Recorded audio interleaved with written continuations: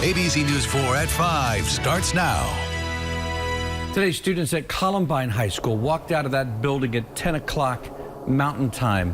Back in 1999, Columbine is where 2 students killed 12 students and 1 teacher. The Parkland shooting marked the 208th school shooting since Columbine. That was almost 19 years ago.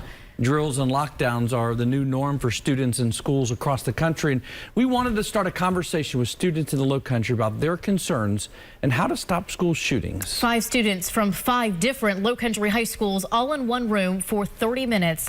Our Ann Emerson moderated the conversation you'll see only on ABC News 4. Whole crowd of people headed out the building. The custodians told us to just run for it, so we weren't quite sure where to run. Meet Generation Columbine.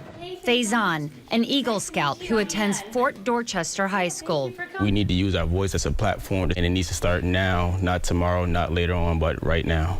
Maya, a community activist from Charleston County School of the Arts. It's really essential to get a student voice on it. You can't separate students from school shootings. Mason, a Berkeley County Sheriff's Cadet at Goose Creek High School. I would like to be able to voice that opinion without feeling like I'm going to get bashed from other students. Jacob, a political blogger who goes to Ashley Ridge High School. I wanted to come here to talk today because gun control and school safety is a big issue for me. And Jefferson, a student activist at Palmetto Scholars Academy. One of my earliest school memories is being in 5th grade and hearing about the Sandy Hook shooting. I love you. I love you. It's going to be fine. Can you hide somewhere? Can you play dead? And now a watershed moment. The Parkland survivors and the victims, they told their stories. They used social media inside the shootings so you can see what's going on at that very moment. A day later at Faison's school, a fire alarm sounded. But rather than run outside, They ran under the tables because they feared for their lives. And seeing that with my own 2 eyes, I just got kind of emotional about it because it just felt as if that's where we're at a world now today where we're not fearing about a fire, but we're fearing someone might pull out a gun and shoot you. Mason says her school had a lockdown the day after Parkland. I took a second, I had to let it hit me, and then I lost it. I was terrified. Is this going to happen? Is the fire alarm going to go off and it really not be a fire? Are we going to go into lockdown? When those thoughts are going through your head, you're not focusing on what you're learning. Who's doing the shooting? Do you walk by kids at school and say, he could be, she could be a school shooter? Are those things that cross your mind?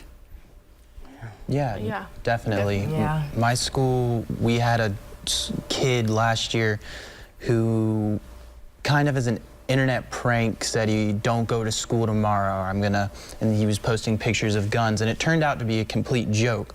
But our school took it very seriously. Now, the students are serious about taking over the conversation and finding a solution. But not everyone agrees. Today's National School Walkout is part of that solution. I think it's important to, acknowledge that these were students, like Faison said earlier, they had futures ahead of them, and just taking a moment to mourn. And I think that,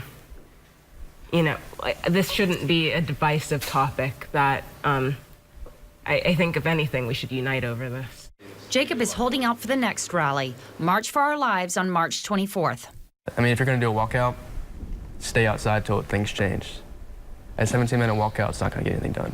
They might be Generation Columbine, but they hope that label doesn't stick forever. I definitely think that we're the generation that can end school shootings. So if that comes to define us as a generation, I'd be really happy. I feel at some point there is a level of crazy, I guess you could say, that's not going to stop. I'm not really a fan of it, honestly, that label, because I feel like that our generation is more than just school shootings. I think we should get to make our own label in the long run. And here's what our kids reported back today. Maya sent in this video from Charleston County School of the Arts. This was the walkout at their school, and there was quite a crowd that showed up. Now, Mason, she had a different take. Today, she opted up for a walk up rather than a walk out. She encouraged students to talk to others. Faison, Jefferson, and Jacob, their sights are now set on March 24th. That's the March for Our Lives rally. This was the first part of our conversation. Coming up, find out what these kids want to change and how they're going to do it. We tackle guns, politicians, and mental health. That's tomorrow night on ABC News 4. Working for you, Ann Emerson, ABC News 4. And thank you. We spoke with psychologist Ann Gutschall after those kids left. She says we can't underestimate the impact of real-time reporting by students in situations like the Parkland shooting. These guys are hooked in. They were watching. They can see what's going on in their world real time. They sure, I mean, they were, you know, getting Snapchats and Instagram posted on Twitter from the shooting inside that school. You know, that's pretty real time. Mason said she didn't want to go to school. Mm-hmm. That's right. And they all think about fire alarms and other kinds of things differently now. So, I mean, I thought they were, you know, terrific reporters of this moment in time.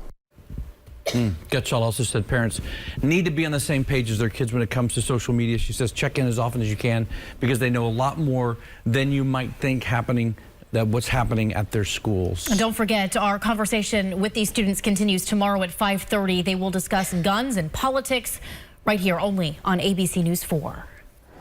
5 students from 5 different Lowcountry schools, all in one room, talking about school shootings. We first introduced you to them last night. In part 2 tonight, only on ABC News 4, our Ann Emerson is here with their discussion on guns, politics, and mental health in America. Ann? These students brought their honesty, their energy, and a tremendous sense of resolve to the table. Faison is an Eagle Scout from Fort Dorchester.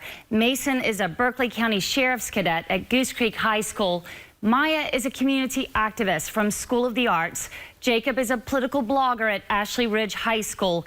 And Jefferson is a student activist at Palmetto Scholars Academy. Their parents gathered in the green room to hear our conversation. And tonight you'll hear a little from them as well.